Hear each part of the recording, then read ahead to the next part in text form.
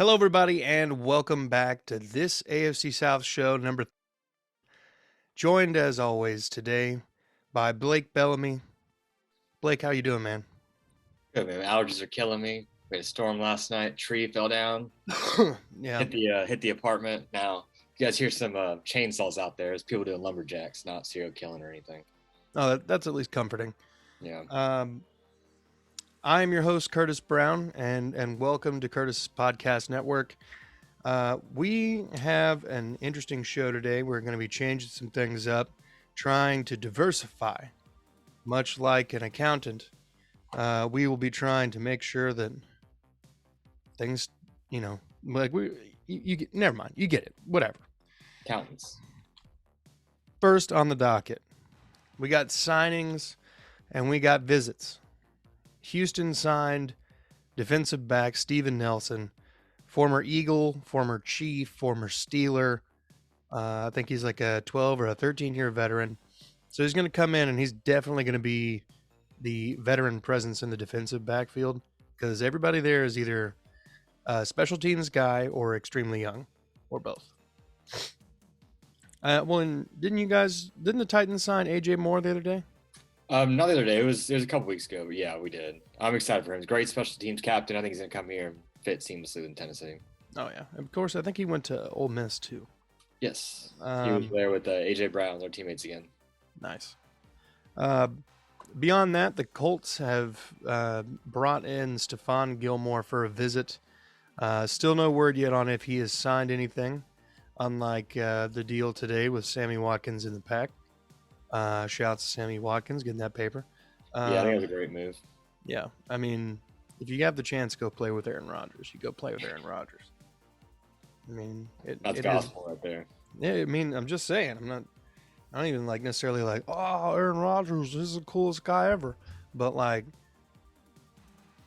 if you have a chance to go play with it, either Tom Brady or Aaron Rodgers or, any of those S tier guys, you're going to take it. I mean, just do it. Just do it. Anyway, so we're still waiting on confirmation from any sort of news source about what Stephon Gilmore's going to do, but he would be somebody that would absolutely bolster that Colts secondary, even after coming off of a season where he didn't quite look like the all-pro version of himself with Carolina. Nobody looked good in Carolina. That's a dumpster fire organization. They're garbage. I don't blame him. I do. Last season, it's kind of a wash. I think wherever he goes, if he does go to Indianapolis, I'm not going to want to play Indianapolis. That's for sure. He's a very good cornerback. I'm sure he's going to be cheap too. I bet he's probably going to get a 1 year, maybe $8 million deal, which is pretty cheap for a former defensive player of the year. Yeah. Yeah, I mean, as a Texans fan, that just sounds awful because that Colts defense was already a problem. And bringing somebody who's not just a former All-Pro multiple times, but as you mentioned, Defensive Player of the Year. I think he was rated the best corner 3 out of 4 years in a row or something. So the man's got quite the pedigree. He wasn't a bum last year either. He was just on a terrible team, and there was no morale there. And I forgive a lot of people for not doing so well in Carolina. Yeah, I agree. Beyond that, the Steven Nelson signing, I think he'll be kind of more of an outside corner, and he'll be used as probably corner number 3. Because we brought back Desmond King, who will retain the slot role. Mm-hmm. And then you've got a really kind of a hole to fill on the outside position. So I think Steven Nelson will be brought in with the express purpose of whatever corners the Texans draft, because I believe that they will. Mm-hmm. Whatever corners they take, they are going to need some sort of mentoring. There's actually a huge school of thought that the Texans could end up taking Kyle Hamilton at number 3. Which I wouldn't be upset about. The kid's got one heck of a talent to him. He dropped on my draft board a lot today, though. Why? What happened today? He was saying that LeBron James is much better than Michael Jordan, and he also said Drake is the greatest musician of all time, even better than MJ, Michael Jackson. So his poor character, and I don't think I'd want that in my locker room. He might drop to the 3rd round. That's funny. There's got to be some GM out there who's just who does this guy think he is? I mean, outside of that character assassination there, Talent's there, but that's about it. I wouldn't mind. I wouldn't get him at 3. Maybe 13 would be fine. I wouldn't take a yeah, safety that early. If you're gonna go defensive back, I'd probably go Sauce Gardner. He's my number 1 prospect in yeah. the draft. He's what, like 6'4" out of Yeah, Cincinnati or something. yeah. He just I, does. They know you can't score a touchdown on him. It's no, impossible. yeah. Apparently he can jump out the gym, and in that 6'4" frame, I mean, he's got all sorts of length. So wherever he goes, I just hope it's not. If it's not, if it's not Houston, it needs to not be in the South, the AFC Yeah. South. That would be nice. I doubt he will unless it is Houston. Yeah. Beyond that, um, I've heard a lot of talk about Stingley, and I've heard a lot of talk about, what's his nuts? Not Thibodeau, not Hutchinson. Evan Neal, the tackle. Yeah, tackle out of Alabama. I could see the Texans taking him at 3. Mm-hmm. I've seen a lot of boards where Kenyon Green is taken in the late first. Yeah, I'm afraid of him. Well, I think if he's taken in the late first, he's taken by Tennessee. That's what I'm afraid of. He reminds me too much of Isaiah Wilson. Why? Just because he just seems immature. He's never really been at one spot for very long. He played 4 positions last year. He's let up a lot of penalties. I don't want him. There's a lot. If I'm going guard at that late, I probably want Zion Johnson from Boston College. Dude's brilliant. And I think he's going to go to Tennessee because Mike Vrabel's son plays at Boston College, and Mike Vrabel always drafts, signs, trades people he knows and trusts. I think Zion Johnson has a big chance of going to Tennessee. Yeah, and again, as a Texans fan, I don't want to see that happen, but at the same time, it is what it is. I would prefer that the team closest to me does well, I guess, because that means business does well. But anyway, as far as draft picks go in this upcoming draft class, Houston is the only team in the AFC South with multiple first-round draft picks. And that'll be the case for the next 3 years. So, with that in mind, there's also been a lot of talk that Houston trades back from 3. And I actually watched a Good Morning Football thing where they were talking about all the potential trade offers. And then they had the Chiefs, the Eagles, and I think the Giants offered trades for number 3. And the Giants trade was pick number 7 and Saquon Barkley for pick number 3, number 80, and 68. And they were like, nah. I wouldn't want Barkley. You're in the last year of his contract. He's always hurt. Right, you don't need a running back anyway. I mean, right. Yeah, they grow on trees. The next offer was the Chiefs, both of the Chiefs first round draft picks, 29 and 30, I think. And then a third round draft pick and Mecole Hardman for number 3.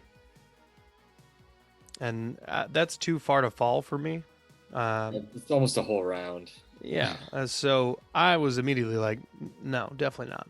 However, the Eagles' offer was pick number 15 and number 18 and Jalen Reagor. I'd probably do that. That's what they ended up going with. I would also want a pick next year too. I think I want a second. Because Jalen Reagor, that's nobody. He's just going to be on your bench. He's not very good.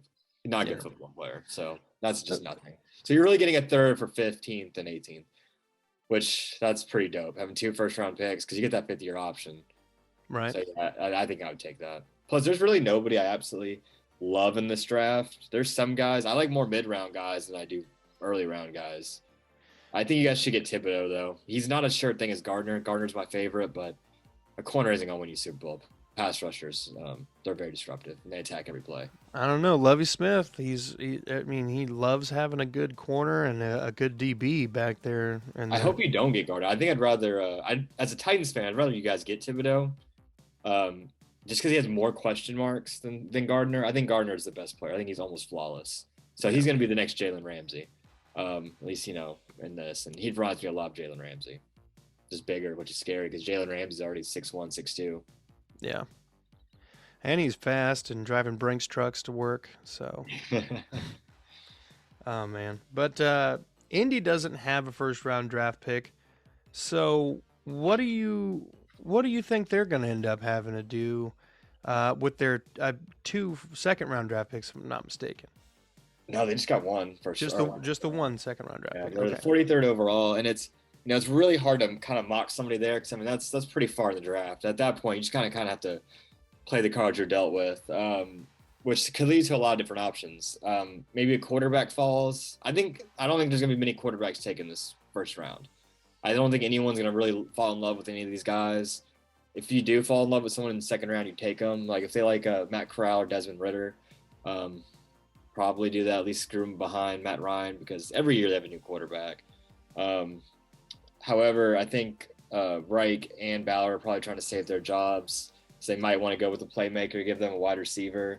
Maybe Trey McBride, tight end, could do that. Other than that, man, I don't really know. It's kind of hard. What's his name? Jalen Petrie, the cornerback. They could probably get him. But I don't know. It's kind of hard. They have a lot of needs, but it's still far back.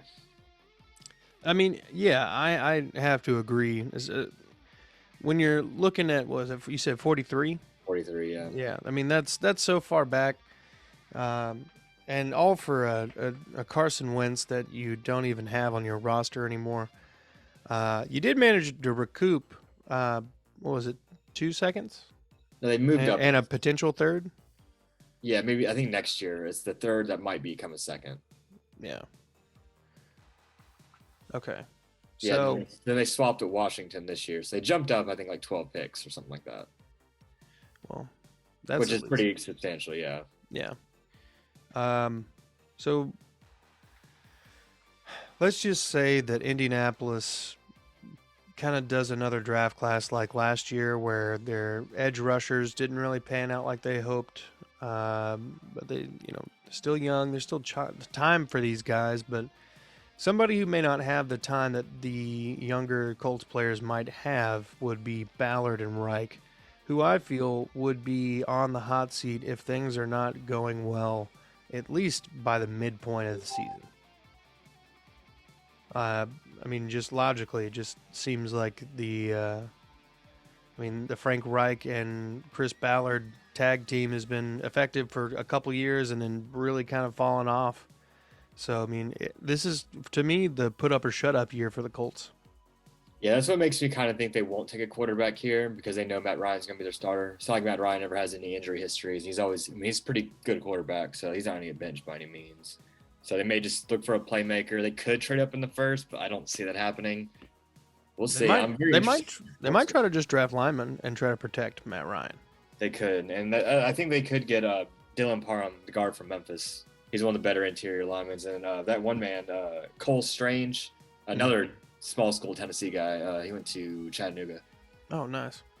Yeah, so that could be their second round pick, but matching them up opposite of Quentin Nelson, that'd be pretty nice. Good guy to learn from too. Yeah, absolutely. I mean, they do have that big hole at left tackle, and I think they lost their guard, Glowinski. Yeah. So the right guard. So they got 2 holes in the offensive line that could easily be filled there. Because the interior of the offensive line this draft is pretty solid and all the way until like round 5. Yeah. But that brings us now to the Tennessee Titans, the AFC South champs, sitting at pick number 26. There's been talk of Desmond Ridder. There's been talk of drafting another lineman, maybe a right tackle specifically. But what is the likelihood, do you think, that they maybe draft a running back in the top 2 or 3 rounds? maybe 3. Titans don't have a second round. Thanks Julio Jones. And then first could be different. I could see us going quarterback. The only quarterback I would want is Desmond Ridder, though. Yeah. He's the only one. Their head coach, his name is escaping me, is best friends with Mike Vrabel. Vrabel was his best man at his wedding. And like I said earlier, Vrabel, he wants guys that he knows. So I think they can get Desmond Ridder. They know each other. And also Desmond Ridder says he molds his game after Ryan Tannehill. So if that's not like a Tennessee Titans, please draft me, I don't know what is. Yeah. We always have to redshirt our first-round picks. I mean, the only first-round pick that really worked out under J-Rob was Jeffrey Simmons. Conklin was very good, but he had up and down years with injuries, and they let him go. And then he's still injured in Cleveland. Corey Davis was okay, and everyone else, none of them got their fifth-year option. They're all terrible. Yeah. I mean, I think Adoree got his fifth-year option, and they traded him. They cut him. Oh, they cut him. That's right. Yeah, they cut him immediately after they picked up the option. Yeah, and then Isaiah Wilson, we don't need to cover that again. And then Caleb Farley, who's garbage. He's terrible. I don't want him. And I think the Titans could go corner if there is one there, but I don't really see any corners in the late first I'd really want. If I could pick anybody, I would want Bernard Ryman, the tackle from Central Michigan. Dude's a mauler. He's really good. My number one, who I don't think I would really get, or we don't get, number one guy I want, but I do not think he will last to 26, is Tyler Linderbaum.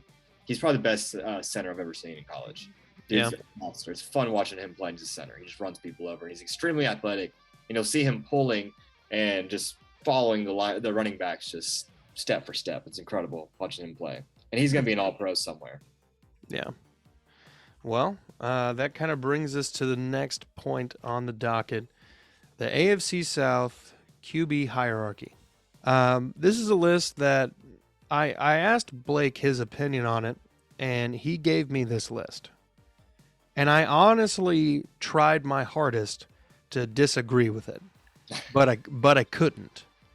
And the only reason being that Matt Ryan, we don't know exactly how he's going to mesh with the Colts system.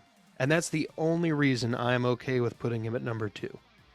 That was my logic behind it. Historically, Matt Ryan is a much better quarterback than Ryan Tannehill, but it's the unknown, a very different offense, which I'm surprised that Indy wanted Matt Ryan of all the quarterbacks available. Yeah. I mean, the last several that they've had have been at least mildly mobile. Yeah. And Matt Ryan is not that guy. It's kind of like Phillip Rivers. Phillip Rivers is not very mobile either, but yeah, like Luck and Brissett, they were all pretty quick. Yeah. And then with Davis Mills and Trevor Lawrence, obviously two quarterbacks coming into their second year in the league. Davis Mills has been entrusted with the offense. Lovie Smith has given him the vote of confidence after the last, I think, 5 starts. He went 2-3 and had 3 or 4 300-yard games. Pretty good performances by the young man. Whereas Trevor Lawrence, I mean, there's still time to rectify this man's career and do it right and do it right by him. Because, I mean, kind of like what Drew and Buck kind of alluded to, is that Urban Meyer was kind of the worst. He was terrible. Right? He was terrible for everybody involved. And I feel bad that Trevor Lawrence had to go and experience a locker room with that as your leader, as your first experience in the NFL. If there's not a definition more clear of what a snake-bitten franchise is, it is the Jacksonville Jaguars. Because this kid, if he went to the right place last year, I bet he probably wins Offensive Rookie of the Year. Nah, I don't know. Jamar Chase is much better. I don't think anything Trevor Lawrence could have done that would have made me take that away from Jamar. I'm trying to think about.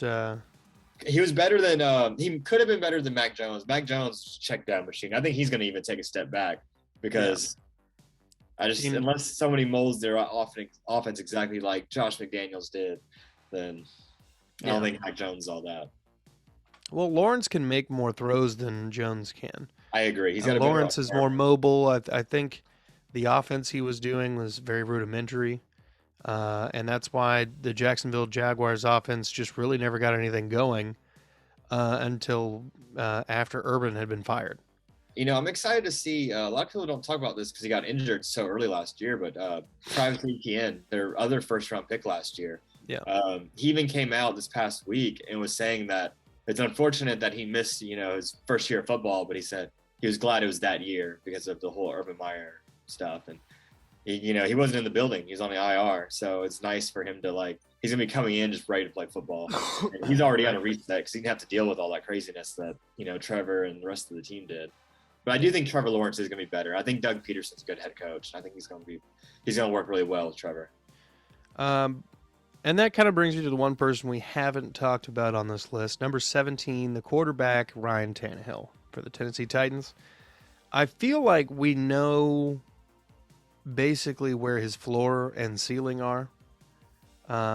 He has games where he looks really good and looks like he's seeing the field well, and then sometimes last season, be that because of, receivers not being super well fit into the offense or knowledgeable of the offense rather, or whatever. But, that's the name of the game is next man up, and it sucks for him, but he's got to make better decisions. And God, I tried really hard to switch Matt Ryan and Ryan Tannehill, but the unknown of how Matt Ryan is going to fit in is the big bugaboo for me. Jonathan Taylor's obviously going to be Jonathan Taylor. Derrick Henry's obviously going to be Derrick Henry, provided that there was no sort of setbacks with his foot, and I don't think that there has been. If you see all him working out, the workout videos that they were posted today, that man, he's bigger. That man has defensive tackle or defensive end playing running back. Yeah. And then, of course, there's the extension talks with A.J. Brown. And for whatever reason, the continued swirling of trade rumors, even though now the coach and the GM have both adamantly said he's not being traded. I'm just wondering how long the Titans have a Super Bowl window open for with the team that they have. Because I feel like this is not necessarily the end, right? Like this season is not the end. I think it's the beginning of the shrinking of the window. Yeah, I don't know. See, I understand both sides of that. However, I do think Tannehill is going to improve from last year. He's going to be in his second year of the Todd Downing's system. Hopefully, assuming that they're healthier than they were last year, which odds are they will because they were the most injured team in NFL history last year. That's a hard feat to repeat back-to-back years. Right. So I think it's going to be better. I think they are going to draft some receivers. I like Sky Moore a lot in the draft. He's probably one of my favorite receivers. They could probably get him. If they trade back in the first round, then maybe go in the second, nab him there. They're going to get him some weapons. I do like the Robert Woods trade. A.J. Brown's hopefully going to be healthier. He's in a contract year, so he's going to ball out. I don't think he's going to get an extension anytime soon.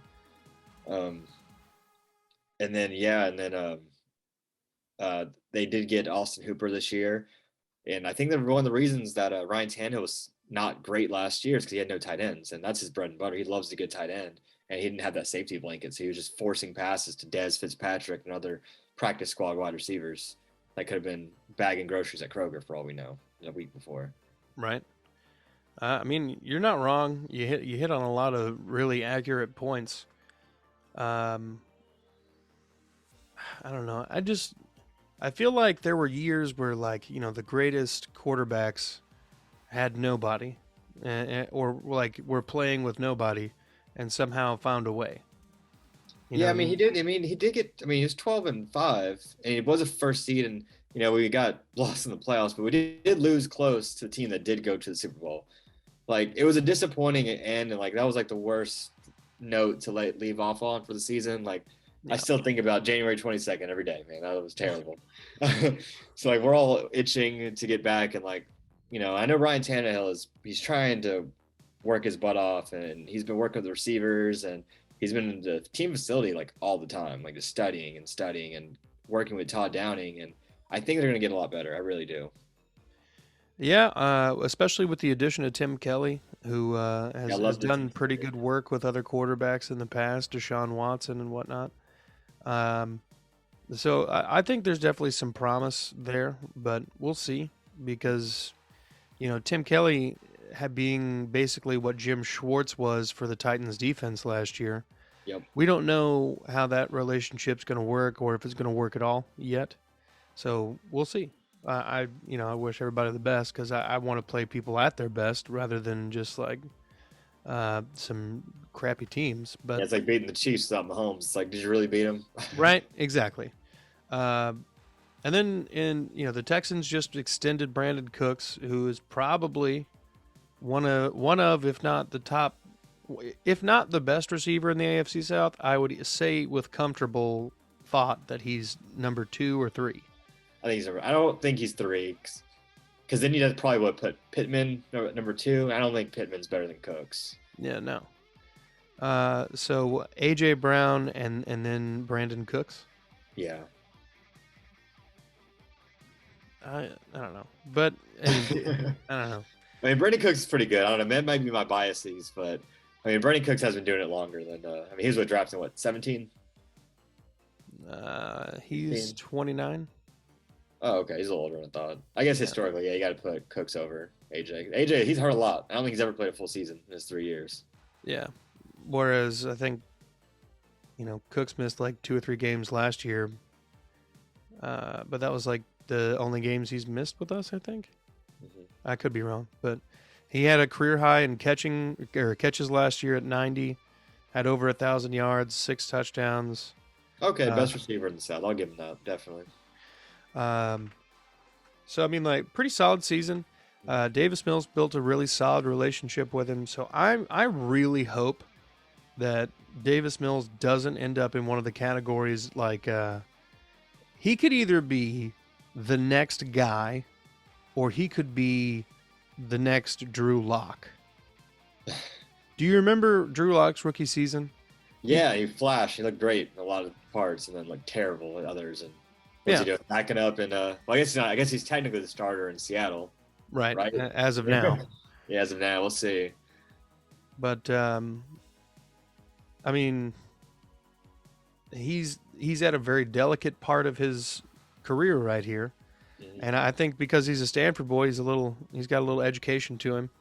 That I think he's aware of what's going on and aware of his situation, and I think he's done a lot this offseason to try to put doubters to rest as far as he's been hitting up all these receivers trying to get stuff done and trying to build with the team and whatnot. And that's something that you don't really see a lot of out of some 20-somethings.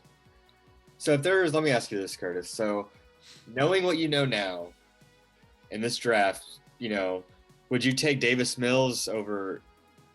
Would you take him over the other quarterbacks in the class? Would you take any of these rookies, just rolling the dice on any of these guys over Davis Mills, or would you stick with your boy? I'd stick with Davis because, I mean, knowing what I know now, I know what I have with Davis in the NFL. Yeah, I agree. I think Davis is the best quarterback in this draft. Like if he was in this draft class, right? There were a lot of people saying that if he would have stayed, that he would have been the number 1. So I'm not inclined to disagree that Houston made the right call picking him when they did in the 3rd round last year. Quietly enjoying the best draft in the South, and not even having a pick in the first 2 rounds. And that does beg the question: so if Davis Mills is the best quarterback if he was in this draft and he was taken in the 3rd round of last year, are any of these quarterbacks worth a 1st round pick? Exactly. So it's crazy when I see like a lot of people are mocking quarterbacks like Atlanta, and it's like, really, like that early? And like I don't think any of these guys are worth a top 5 pick. I would take them in the back of the 1st, get that 5th-year option, sit behind a good team, like maybe if Green Bay or Tennessee drafted them, put someone back there. But this class is weird with quarterback. I don't really like any of them. Yeah, I'm not a super huge fan of the class outside of Matt Corral. Yeah, I like Corral and I like Ritter. Yeah. And it's like Corral, hold on. It's Corral, Ritter, everyone else. Yeah. Do you still not on the Malik Willis train? I No, see some people are jumping off of it, but you were never on it either. I was never on it. I got on a little bit. I saw some highlights. Like, man, this guy's good. And then I watched some of his lowlights, and just, nah, man, he ain't it. Yeah, Who needs some years to sit behind somebody? yeah. He's basically like a kid that grew up watching Michael Vick and that entire era of football, Yeah. and was like, oh, cool, I'm gonna do that, and that's how he gets like 6,000 all-purpose yards in a season. Because he's an athlete, he can run, and he will, but he can't, with any sort of reliability, throw the ball. Yeah, he reminds me of like what RG3 was. Like when you saw him rookie season, there's no tape on him. The guy just played football. Like you weren't going to stop RG3 his rookie year. Yeah. And I feel like Malik Willis might have a very good first year. And then after that, team's going to figure him out pretty quickly. Because, he basically runs a high school offense. And going from like high school offense to professional, like it's night and day. It's very different. Yeah, and that's another reason I'm not a huge fan of him. But I also have a sneaking suspicion he'll end up somewhere like ridiculous, like the Washington football team or something. The Commanders, I should say. I don't know why, but when I think of him in a football, like in an NFL uniform, the only one that comes to my mind is the Washington football team. It's the RG3 comparison, man. That's what it is. I guess. But this AFC South show's first round mock draft will be April 21st, 2020. We will have it's not going to be super comprehensive in the sense of like, we're not going to put out a PDF with a bunch of words on it about all these players. We're going to talk into these cameras just like we always do, but we're going to break down why we think this is going to happen and any trades that could potentially be worked on or worked out, I should say. And we're also going to do a PFF mock draft simulation. So we'll see how those work out for the AFC South, and we'll twist some knobs and put the chemicals in different beakers and try to make things work and try to get some interesting results here. But if you've been watching this whole time, thank you for watching and be good people. Blake, thanks for always being here, brother. And you got any final remarks for the AFC South audience? No, I'm just excited as hell for the draft, man. I'm ready for it. Me too. Please don't draft any more cripples. For the love of God, please draft somebody that will play football and play it decently. I just want them on the field. Yeah. All I got to ask for. Well, play. Wear a jersey. Stop being injured. Stop being injured. Before we draft you. Please just play football. Yeah. Please. I think that goes for everybody. Just if you're listening, draft prospects, stop being arrested. Just chill. Some prospect just got arrested, actually. I can't remember his name. I saw it literally right before we hopped on here. Apparently he's taken off a lot of draft boards because repeatedly he's domestically violencing people. So, not good. Yeah. You guys can Google him. I'm not even going to give that guy any shout outs. Yeah. Well, on that note, be good people, and thank you for watching. Go ahead, like and subscribe, and yeah, thanks for watching. Yes, sir.